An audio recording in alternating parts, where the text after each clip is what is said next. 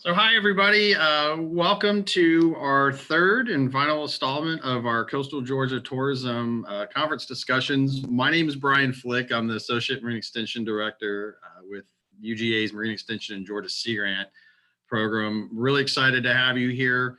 As you can imagine, anytime you do a program like this, it's done by lots of partners. And so I just want to acknowledge our partners from Carl Vinson Institute of Government, Archway Partnership, Explore Georgia, Troy University, as well as Hargrove International. So putting this together over the past several months, really appreciate everybody's involvement.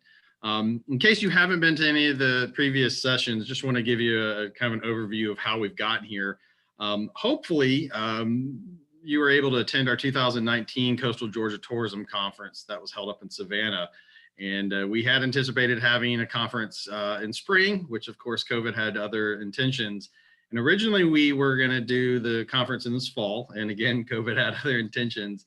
So instead of just doing a normal, just a set of presentations, we wanted to set up this discussion series by having pre-recorded presentations ahead of time to give us a chance to touch base about topics that are relevant to the coast, but to also serve as a springboard for what we hope we'll be able to meet again in 2021.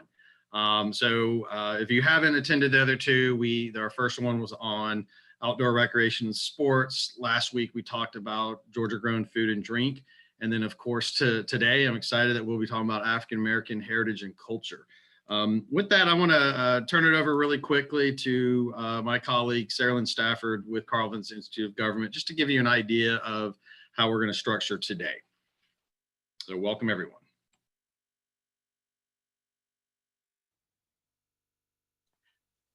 Good morning. I'm the first one not to unmute on time.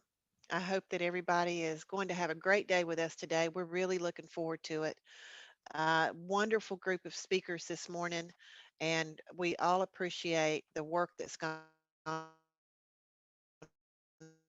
into this from our steering committee. A little bit, but I want to ask you first a quick poll. And Sam is our production manager. So Sam, would you bring that poll up, please?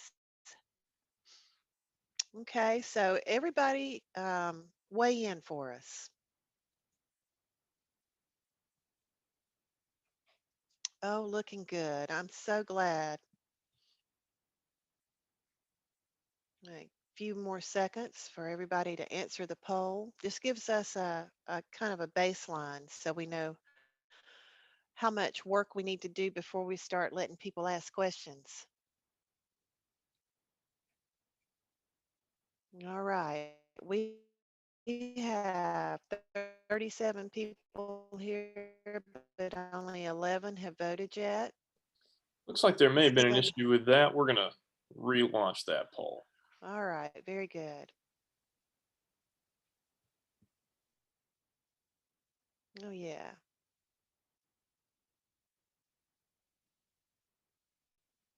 Okay. Well, I'm going to call that one a win. We have 65% we're able to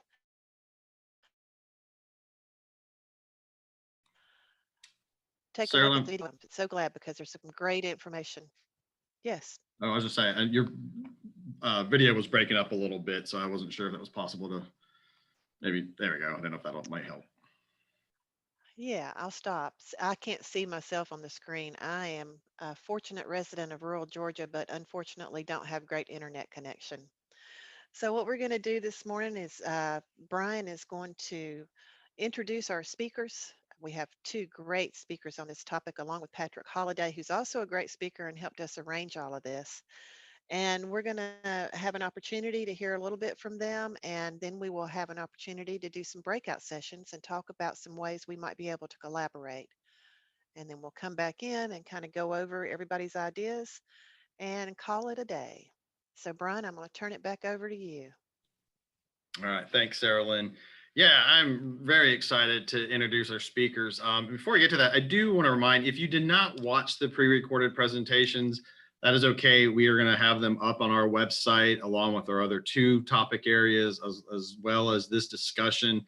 The breakout rooms will not be recorded, but when we get this part and then when we get back together, And then we will be sharing the notes from all 3 sessions as well. So we're fortunate that for all of these sessions, we've got a lot of great information. But as far as today, I'm really excited to introduce our 2 presenters that were in that recorded presentation that Patrick helped moderate. First is Dr. Dion Hoskins Brown, who's with NOAA Fisheries up in Savannah, but she also serves as chair of the Gullah Geechee Corridor Commission. And then we also have Heather Hodges, the former executive director of the Gullah Geechee Heritage Corridor. And both of these women have just incredible wealth of information related to this topic and have done wonderful things. So what we'll do, hopefully what we'll ask is if you've got questions, to put them in the chat. So what we'll do, I will kind of start off actually, Heather or Dion, if you could just before, and I've got a number of questions already from some of our participants, but maybe could you briefly describe what were the top takeaways you would say from that recorded presentation if someone was not able to watch it? Oh, good morning, everyone. I guess I will go first, probably because I did the most speaking during that recording, because clearly I have a lot of thoughts and opinions, and I'm so happy and thankful to Brian, to Cheryl, to Patrick, to everyone involved in helping to organize this conference, because I think it is important, and it actually intersects with one of the key themes that emerged from our 2020 Heritage Tourism Marketing Study, was that community members were keen to have more gatherings like this, an opportunity to talk about and problem solve around challenges and opportunities relating to Gullah Geechee heritage tourism. So I think this is an excellent case on point, an example of the sorts of activities that community members would like to see happening as we think about how to develop a sustainable heritage tourism infrastructure in coastal Georgia. The other, I think, key themes that I hope came through in the recorded conversation was, first of all, the intent behind why we commissioned our study and brought in someone of the caliber of Laura Mandala to do that work is because we wanted our community members to have access to the same high quality data and recommendations that DMOs and tourism officials have as they're making decisions about the how to grow heritage tourism.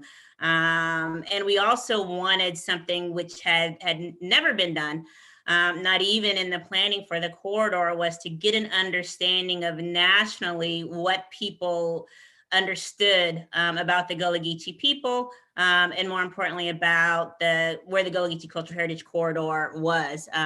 So just some general information, baseline information was what we were interested in around awareness of the people, of the culture, of the heritage and historic sites. And so that's why you find a lot of very granular detail in the study findings about very specific places in the corridor, because a lot of us on this call have some understanding of where the places are that tourists can visit, but we wanted to know if that was transparent to the rest of the country. So we wanted to collect that information. We also wanted to make it available at no cost. You all, I think, received it this morning.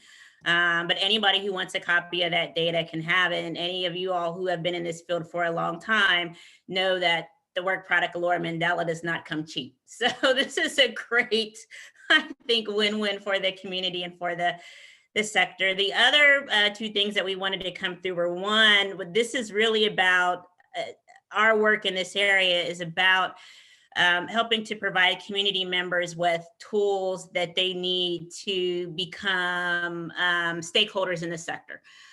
So we try to wrap the release of the report with messages around entrepreneurialism, and also to put in at least the initial findings that we released, some very actionable information about steps that community members could take to try and act on what we found was really great opportunity in this sector. So for example, Laura spent some time asking people about the specific types of experiences that they want. And with Gullah Geechee culture, very specific things came through that I'm sure will be no surprise to people on this call around experiences like foodways was something that rose to the top. And in the recording, we talked about how we believe the pieces are there for something like foodways experiences. No matter where you are in the corridor, you'll have Gullah Geechee farms, fishermen, restaurants, chefs, people who can help to develop these experiences and share these stories. So a message of entrepreneurialism was an important part of it for us. And then at the very end of the conversation, we spent some time encouraging people who are interested in engaging with community members around heritage tourism to try and get a better understanding of what the longer arc of heritage tourism look like for Gullah Geechee people, pointing specifically to the most recent book by Dr. Melissa Cooper, Making Gullah, in which she examines the ways in which archetypes and stereotypes about Gullah Geechee people have permeated American culture, but weren't necessarily propagated or promulgated by Gullah Geechee people themselves, meaning that outsiders, usually white people, came into the communities and took away very specific understandings and ways of depicting the culture that may not necessarily align with how community members would want those stories shared. And so we talked about the need for people to better understand that history and sensitivities in the community around how the culture is shared, around issues of cultural appropriation. And then forward looking, we try to hopefully broaden the ways in which tourism professionals think about engaging community members in discussions of heritage tourism, and start to think more broadly about what the drivers may be to get community members engaged, and that it may not always specifically be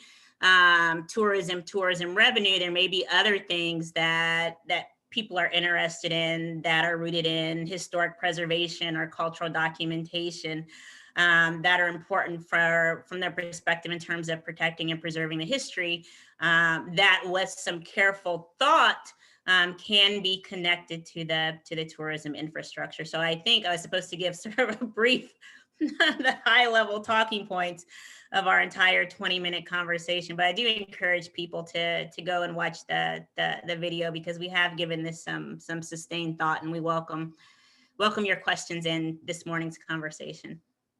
I still think that's a brief overview. So excellent. Dion, would you like to comment or add to that? As usual, Heather gives a really excellent synopsis of the key points.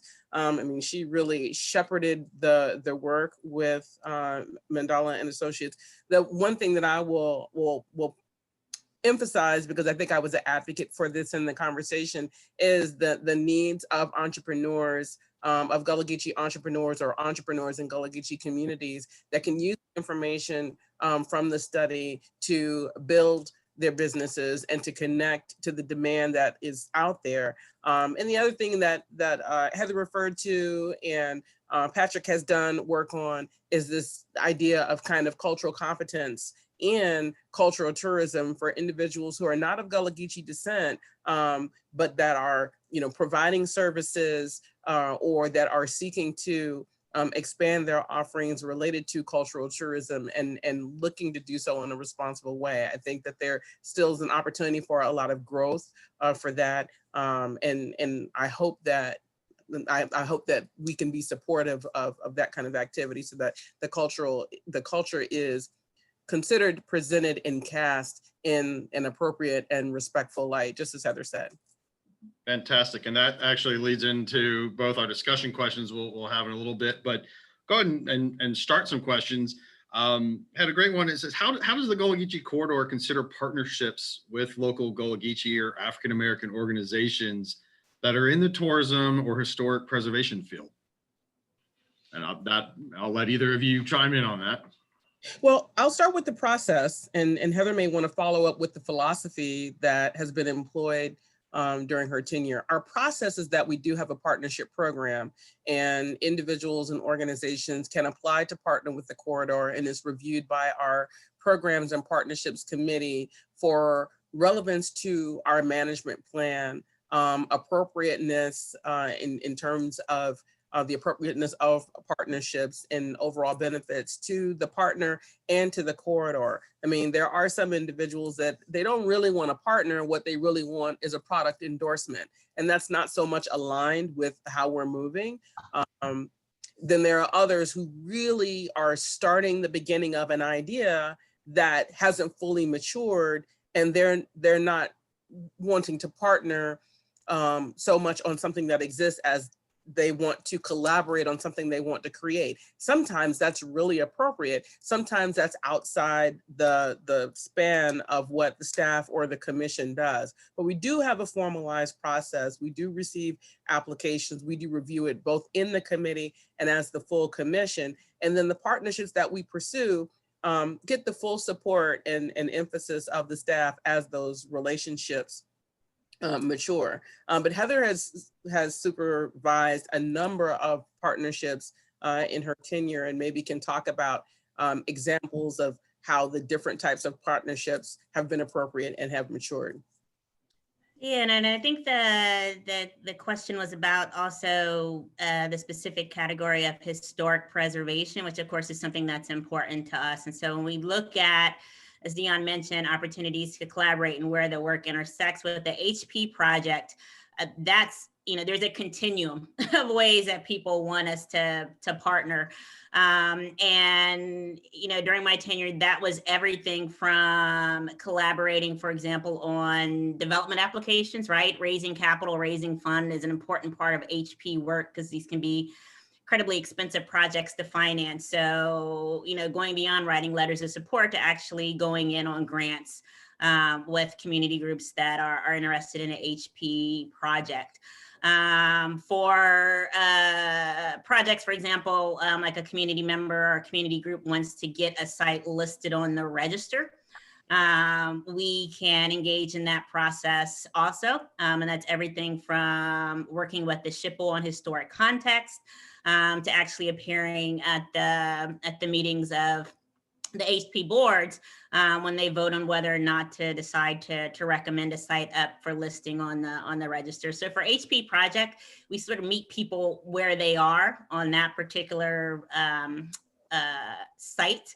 And again, we have, institutional interest. It's baked into our mission, historic preservation. Mm-hmm. And so we take, as Dion said, we triage every request as it comes into the commission. And sometimes people aren't at the point where they need a formal partnership. Sometimes, and often it's more that people need some level of technical assistance, particularly for, as Dion mentioned, cultural competency is an important part of the work, but also just knowing the history and culture. So on an HP site, you have to get very specific, very granular. There's a lot of documentation and evidence that needs to be supported. And so we provide and can provide technical assistance in helping people to tell and document that part of the history. So, Dion described the process, and I should say, for those of you who don't know, the commission staff is very small, literally 2.5 people that work there. So there aren't a lot of barriers to entry when it comes to engaging with the commission. So a lot of people would just look me up on the internet and call me directly. And then I assume that going forward, that will be the same with the new director, with our program coordinator, Bria Graham, and then also our 3 Georgia commissioners. So Dr. Hoskins Brown, Griffin Lotson down in Marion, and Jazz Watts, who many of you know, who's descended from Sapelo and St. Simon's Island, all very hands-on. So they're not this mysterious bureaucratic structure that only materializes for formal meetings. As you can see, Dr. Hoskins Brown is on the call today. And so there's not a real formal mechanism for just raising your hand and saying, I want to figure out whether and how the commission or the corridor staff can help. Thank you. And one of the central aspects of this program is trying to strengthen these partnerships. So exactly what you just explained. And in fact, Ashley had a question. Just during the presentation, you mentioned you could find an overview of primary interpretive opportunities that have been identified. Can you mention again where to find that? And then, it's kind of a similar question about where to find some of these resources that are mentioned. I did provide a link to the corridor's website, but any other types of outlets that you can recommend too for sharing this type of information would be great. So Our primary interpretive themes lie within our management plan, which was published in 2012. It actually sits on our website. I don't know, I have to check. The appendices may not be there, in which case you just have to email our office to get a copy of them because it's already about 400 pages. And that, yes, that contains, for those who want to know, a sort of description of the origin story of the corridor. It also describes the lengthy consultative processes that the commission engaged in as it was trying to think about how to use this platform for preservation and storytelling and tourism. And as part of that, what were generated were our 6 primary interpretive themes. And that includes historic themes as well as cultural themes, as well as themes that are more what I would call sort of aspirational. For example, encouraging more sites to tell Gullah Geechee stories within a larger diasporic context, right? We tend to get very parochial when we talk about history in this country. But the Gullah Geechee experience in some ways is best understood in light of what was happening in the entire Atlantic world, not just in light of what was happening in South Carolina. I realize those two are often in opposition in Georgia, that there's tension around telling those stories, but the Gullah Geechee experience is a much broader one. So one of the lenses is about global intersections, for example, and because that is something community members embrace. Is the idea that there are cultural continuities and historic connections between them and brothers and sisters that ended up on Barbados or in the Bahamas because of different historic events. So you'll find all of those themes there with some explanation of how they're to be interpreted. There's a section on history and culture again, and we talked about this in the video. The corridor is 12,000 square miles. And so you can tell some overarching stories, but you're not necessarily going to get the level of detail you may need to tell a story that's specific to Riceboro or a story that's specific to Harris Neck, because there are things that are unique about their experiences. So those interpretive themes are there. And then I also mentioned at Appendix C, we have a county by county breakdown of important historic and heritage sites that community members identified. And so if you're trying to create a topography of what heritage tourism might look like in your specific county or jurisdiction, those sites are there, and they're also cross-indexed with those interpretive themes. So the work was already done to say this particular site, this school, this church, this community is a platform for talking about the origins and early development of the culture, or the civil rights movement, or the evolution of the Gullah Geechee language. So all of that is available for free, and you can download it from our website. And I saw Brian put that link in the chat. Great. Dion, did you want to add anything to that? Or like I said, I've got some other questions I can throw right at you. No, I'm ready for the other questions. This is really a rich discussion. Well, and Heather, and you touched on this in the presentation with Patrick about, obviously from island to island, it's not a monolithic culture. And one of the other questions is, what kind of collaboration is provided with local groups from the commission at a very specific level? Can you provide some examples of maybe how you've worked with one community, but you've had to maybe shift or change what you've talked about versus another? So I'll give 2 examples of 2 different types of projects. One that is historically specific to Georgia, and in particular Savannah and Darien and St. Simons, is the annual Weeping Time Memorial. And I think I saw Lise Butler from Georgia Historical in the list of registrants today. So Lise, please feel free to raise your hand and chime in. But for those who don't know, and I think most of the people on this call may know, that the Weeping Time refers to what was the largest single slave auction in American history. It took place in Savannah, Georgia in 1859, 436 Gullah Geechee men, women, and children who primarily lived on Pierce Butler's Darien and I think St. Simon's plantations were auctioned off over 3 days. And so community members in Savannah led by Dr. Kwesi DeGraff Hansen, have long advocated for more recognition for that history in Savannah. And so that's how Georgia Historical Society comes into it, because, you know, one of the early successes for that community was finally getting a marker erected at the site of the slave auction. And then in 2000, Lisa can correct me if I'm wrong, 2018, 2019, a marker was finally erected at the Darien plantation. And sort of wrapped around these events, these attempts to get the historic markers erected, is an annual memorial that for many years happened in West Savannah. And then when the marker was erected in Darien, community members there agreed to collaborate with Savannah community members and host a memorial there too. So that's an incredibly specific story to Savannah and Darien.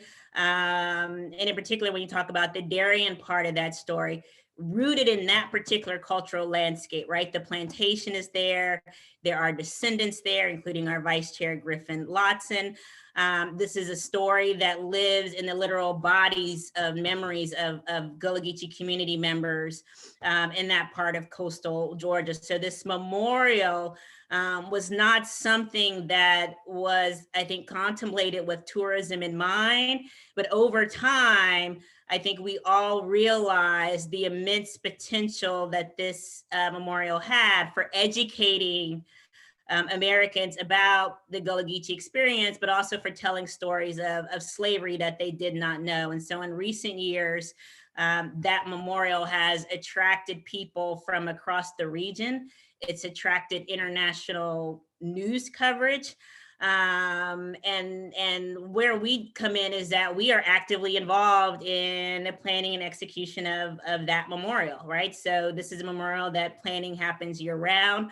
So we're on the conference calls, you know, we are very, very hands-on. So I think that's an example of a very specific collaboration in coastal Georgia that is completely community driven. That's not top down from us.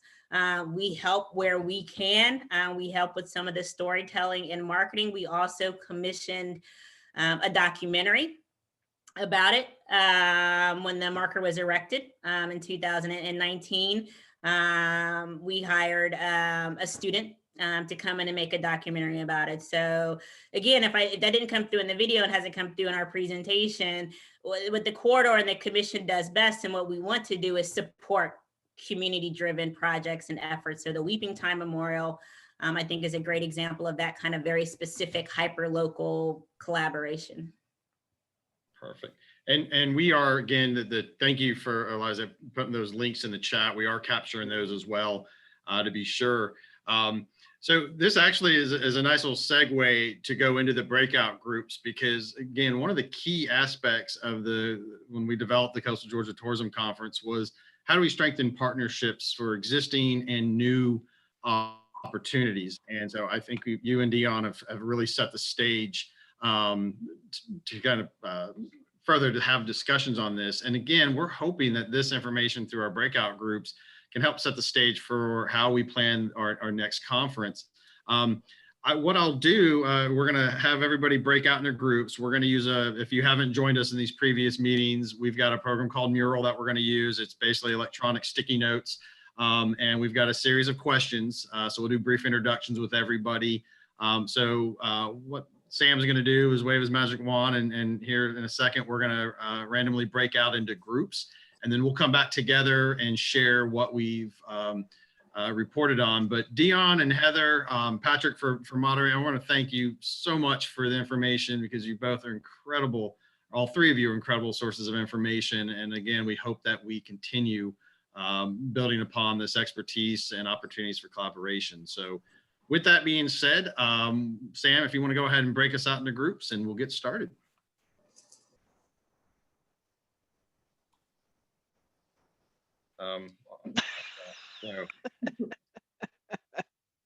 Well, I hope everyone had a great discussion. In my group, I felt like I wish we probably could have used another 3 hours of talking, which was awesome to see that. So, you know, we have a short remaining time before we wrap up today. But it is an opportunity for each group to highlight what some of the discussions were, and hopefully chime in. And again, whoever is the representative, if there's other things that the group wants to add, please do. I see the message from Dion to Patrick about all the great work that he does. And thank you for that. So I'm not sure which group wants to go first. I see Angel. I'm just randomly looking at you on the screen. So would you or somebody from your group like to share? Sure, thanks. Okay, so we too ran out of time. We had some really great conversations, and definitely some experts in the room, and so it was just super fascinating. And I'm going to really condense what we talked about for this first question to say that I think there was consensus that there's clearly a lot of amazing work happening across Georgia's coast, in other states, and that people are really interested and willing to work together. But it's just about, building those connections and kind of being persistent, and also, being really intentional about and making sure that state agencies are involved, federal agencies are involved, and even looking internationally. So we had somebody in our group who is from another country and talking about, are we looking at, the connections between the Gullah Geechee communities in Georgia and Barbados and the Bahamas and other places. And so there was some really good conversation that we had, and obviously, Amara, Sherry, Alice, if any of you guys want to chime in, please do so. Y'all are certainly the experts, but do you just want to do the first question, Brian, for now? Oh, you're muted. I tell you what, go ahead. You can go ahead and address the second question too. That way, since we have four groups. Thanks. Okay. And so we sort of segued that conversation into this idea about training or kind of educational components. And we just really kept going back to the culturally appropriate manner, which is, how do you balance the need for these stories to come from the descendants or of actual Gullah Geechee people themselves without putting it all on them, right? So how do you, there was an acknowledgement that our group was primarily, white women. And so how do you sort of balance the need to hear first person from the communities themselves versus they may not have all the resources they need, right? So they specifically mentioned Pinpoint, which was a really great model. And then also this idea of regionalism is important, but that, these specific communities are very different. And so maybe what a community in Darien looks like is different than what one may look like in Charleston, right? But perhaps there's a connection there, which also kind of went to the branding conversation too. And then Emily or Sam, whoever's driving, if you'll kind of scoot over to our other category, which was, we don't want to recreate the wheel, focus on what's happening now, better leverage existing resources, but also this notion that it shouldn't just be a, hey kids, let's go have a field trip and you talk about this one time, right? Because I think it was mentioned in the video, right? Like Gullah Geechee people live all over the community, and it's not like they're, so this is something that education needs to just be enhanced across the board. So I'm going to stop there and let my group members speak up or correct me, or if there's anything else y'all really want to add, please do so.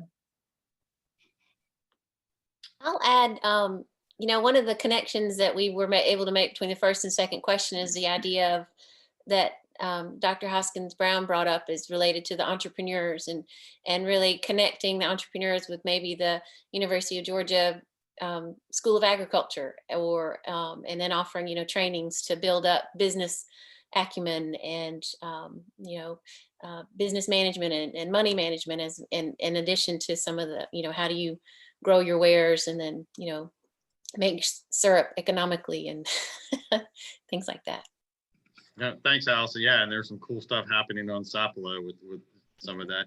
I don't know if Patrick was in that group, and not to jump over to the other side or other groups yet, but I do want to, this second question, Patrick and Cheryl Hargrove, who's also been on the planning committee for this project, have been invaluable resources. But Patrick, if you don't mind, do you, just because you just put the link on there, when we talk about this culturally appropriate manner, do you mind just giving a elevator speech about Tourism Reset and your involvement, just so people understand what that group is? Yes, not a problem. Yeah, and we do mention this briefly in our set. So. Oh, okay, good. So I wasn't sure if you were in that group. So whenever your group is whoever led, we'll make sure you'll speak up there. I just want to make sure the rest of the audience here knows about that program. So. Yeah, and I put the link into the chat for that, and also some people said put my book up there. So perfect. All right. So I tell you what, Sarah Lynn, why don't your group go next? Okay. All right. There it is. Okay. You drive me a little bit. Yeah, thank you. So the opportunities for collaboration around the topic that we were considering today, really, it came out in more than one time, just keeping a partnership that would provide more opportunities to meet like this and share information so that we can educate ourselves and each other about what's already going on the coast and who's doing what in this regard. There's 2 sites in Liberty County. We had a couple of people in our group that were doing some great things. I know that we would all like to share from their expertise. There were some opportunities for commercial fisheries sector to perhaps to work with and partner with the restaurant industry for product development, tying those together, working on waterfronts. Again, creation of a community network, some kind of, we didn't get into exactly what that might look like, but continuing to encourage each other in the manner that we have through these coastal tourism segments. Doing some research. Marine Extension mentioned they could do research on archaeology and history to help tell the stories of the Gullah Geechee culture. And there are also education resources at Marine Extension that could help develop some outreach materials possibly. And this came from Mark, by the way. So, so really a lot of it was to encourage partnerships, and which is what we've been talking about with all 3 of these segments. It was brought up again that we are tying in recreation and tying in food and tying in this particular culture in a holistic manner. And Courtney, would you scoot it over for me, or Sam, whoever's driving? Types of information and training programs. Definitely, we talked about docent training. Mimi brought up that right away, that volunteers could really benefit from having some training, particularly on as regards to the old cotton and rice plantations and how to present those in a culturally appropriate manner. One of the ideas from our younger participants from Liberty County, and something that they're using. Keenan, I'd love for you to just explain that if you would. It'd be more interesting than me just repeating it. Can you Sure unmute? things. Yep, sure thing. So some of the things that we're starting to implement are we're starting to use Snapchat, TikTok, and more Instagram stories. So that way we are able to capture just a snippet of of the culture of the Gullah Geechee culture. So that way it's more enticing to Gen Z, millennials, and things like that for them to visit those certain sites. So we're just utilizing what we do have, so that way we can aim and target those specific generations, those specific demographics of people. Thank you. Thank you. I have to Um, jump in real quick, Sarah Lynn, because I know they're not the mhm. only ones, but I have to give gold stars to Hunter and Keenan because I know they have been to all three of these discussions. So thank you guys. Sorry. It's very good. Um, well, also, and kind of similar to the docent training, but some hotel concierge training, it was pointed out that really the concierge directs a lot of traffic to various attractions and that kind of thing. And if we're not providing any information to them to direct them to these wonderful opportunities, then we can't blame them for just sending them to the closest place or someplace they have a relationship with already. So that's someplace that we have an opportunity for training. It was brought up that we needed to figure out how to provide easily consumed information to whoever our target tourist might be too, so that they have an opportunity to receive culturally correct information before they visit our coast. Um, a lot of discussion about either apps or maps that could show the sites that we would like for people to visit.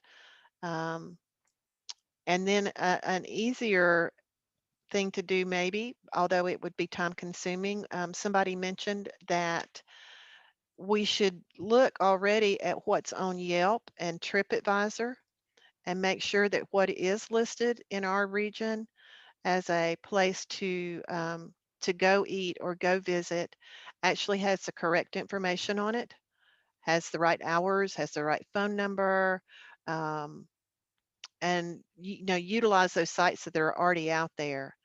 Um, Anybody else want to comment on this? No? Okay. Me One of the actually things, has an idea. yes, good. Sorry. Go. So we do a spouse tour almost every month for spouses at Fort Stewart to tour Liberty County. We show them some of the historic places and we get to eat at the local eatery and all this stuff. So we were actually just discussing just now maybe doing the same thing but with like Hoteliers and stuff like yeah, that. so doing a tour for So they can have more knowledge on those sites. Yeah. So that way, when they do pinpoint or when someone asks them, what is this, what is around, they know and have firsthand experience. Because it's very hard to talk about something that you've never experienced before yourself. So. And they all have brochures, but are they really knowledgeable if that's like just their job? So we were just thinking that that might be a cool little aspect, do like maybe a tour around like Liberty County or wherever. Yeah. And Yeah, Dion, the thing would be a lot more fun than virtual learning, right? yeah, and just to that point, I see Dion made that comment Okay. about certainly they can reach out to her or the team, and yeah, trust me, Dion, we're gonna send work your way. I hope so. No, Sarah Lynn, thank you. Anyone else? Anything from else from your group? All right, so I tell you, how about we go? I think that would have been Michelle's group. So Michelle has asked me to do the report out on this, and I think you're not going to debrief us. Well, you're not going to be surprised at, because a lot of the same themes have come up, and I think it is again making sure that there are the formal partnership going through, but also looking at where are there key hubs. And we recognized even in Glenn County, there's the Brunswick African American Cultural Center, which is what Andra's getting prepared and working with to make sure that that becomes a hub in Brunswick. And then also the St. Simon's African American Heritage Coalition, which is at the Harrington School, and then Mosaic for Jekyll. But looking at how there are big areas and attractions or key convening places that could be dotted along the coast, such as Penn Point or other places, Dorchester Academy, that you could have then links and make sure that people could go there for more information. So again, the regional pathways idea, but also making sure that the inventory that the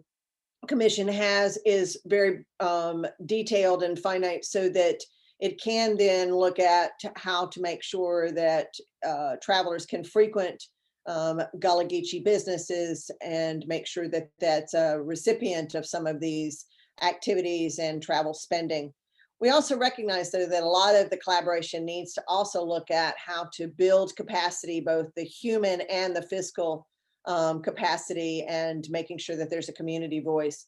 And Heather, you'll be glad to know that Joel was in our session with the National Park Service. So if you go to the next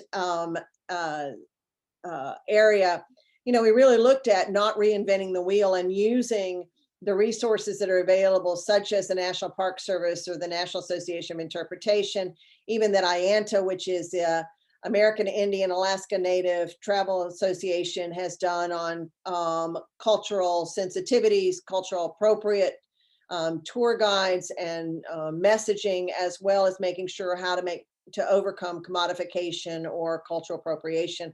So really looking at what are some of the other entities that are available, and just as SBA and SCORE, but even a program that's happening in Appalachia, which is the Nonprofit Resource Center, where there's fundraising and financial management and organizational sustainability resources. So looking at, you know, at the state as well as national entities that could provide the training and programs so that it's not duplicating. We felt it was very important to make sure it's practical, make sure that it is informative. And one of the things that Patrick did mention was the tourism reset, and I'll let him just mention it, but it is to make sure that there is that sensitivity and cultural awareness as well as inclusion. So Patrick, you want to take that? Sure, thanks, Cheryl. Sure. So I was invited to become a research scholar last year with Tourism Reset. Reset is an acronym for Race, Ethnicity, and Social Equity in Tourism.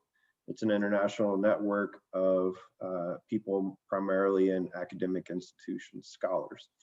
I put the link there, and also a link to an article I wrote about sensitivity in communities, which speaks to a lot of the things that we're talking to. But one of the things I always encourage, because I am in academia, is that if you're a business or a community group, a nonprofit, or whatever it may be, even an individual, that you reach out to your institutions of higher education, because you often can find a lot. I see Brian nodding vigorously there.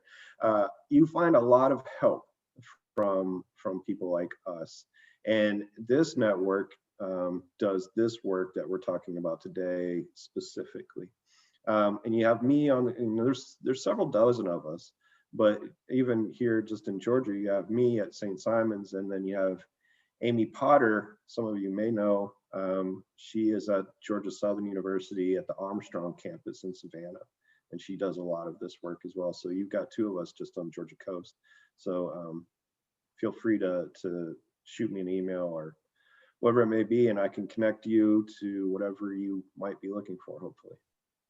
Yeah, and then just to conclude our piece, if we move to the third bracket, you know, one of the things we recognize is that, you know, National Register and other kinds of recognition does help elevate the resources and recognition for them. But we felt it was very important to make sure that this is community driven, community owned, and that, you know, all the tourism industry, preservation community, academic community, whatever is there to support the goals and aspirations of these, the Gullah Geechee community, and to making sure that it is appropriate and beneficial at the end. So that is where our group ended up. Anybody have any other comments?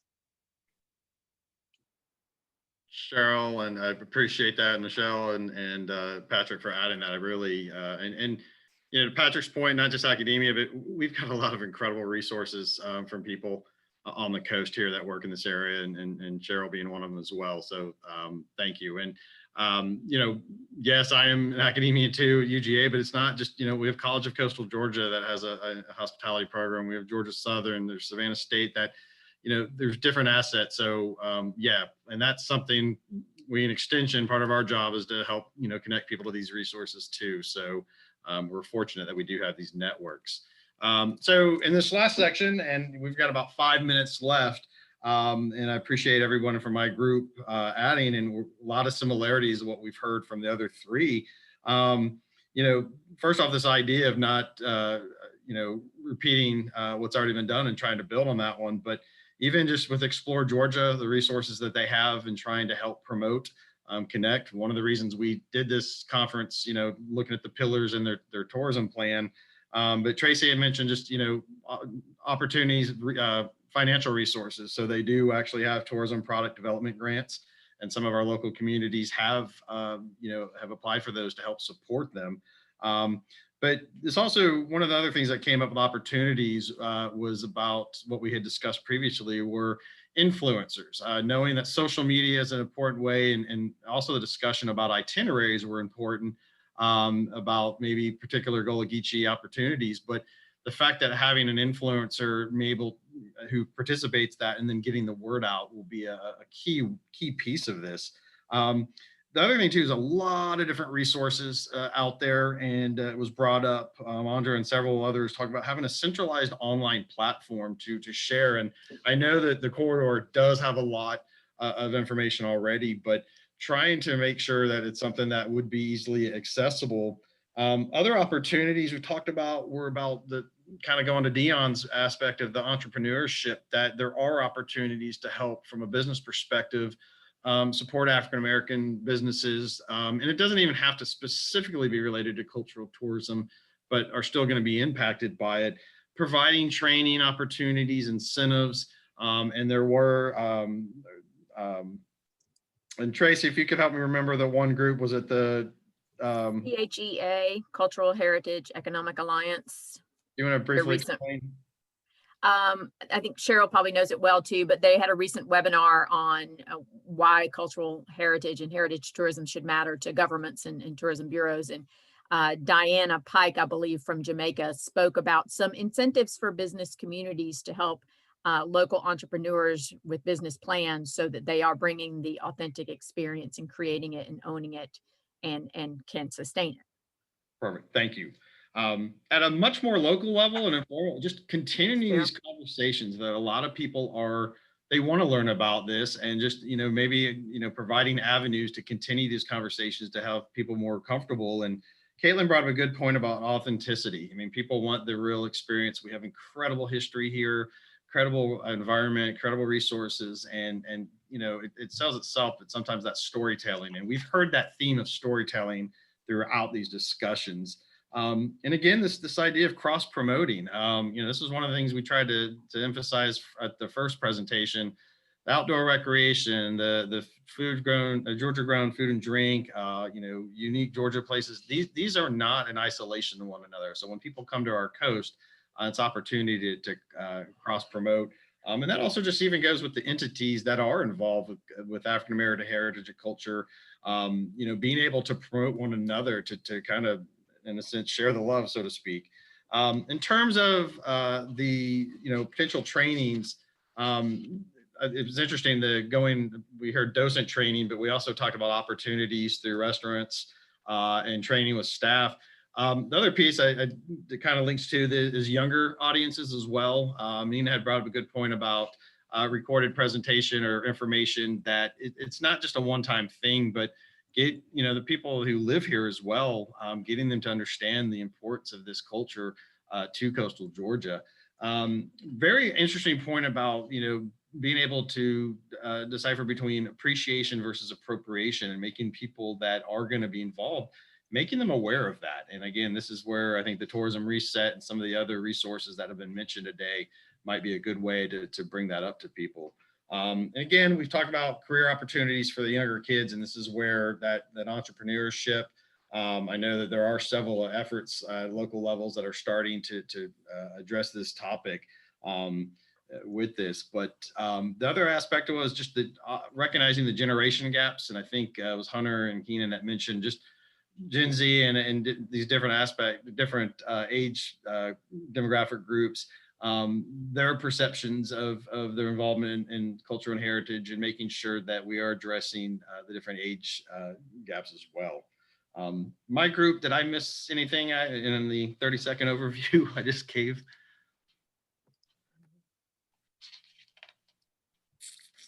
All right. So tell you what, it's I I've think you got covered right. everything. Thank you.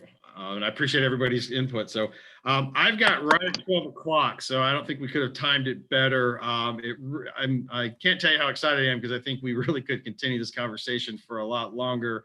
But I know it's lunchtime. And one thing certainly that I heard from every single group is the need and desire for continued conversation. So I definitely think that's going to be something very easily to achieve.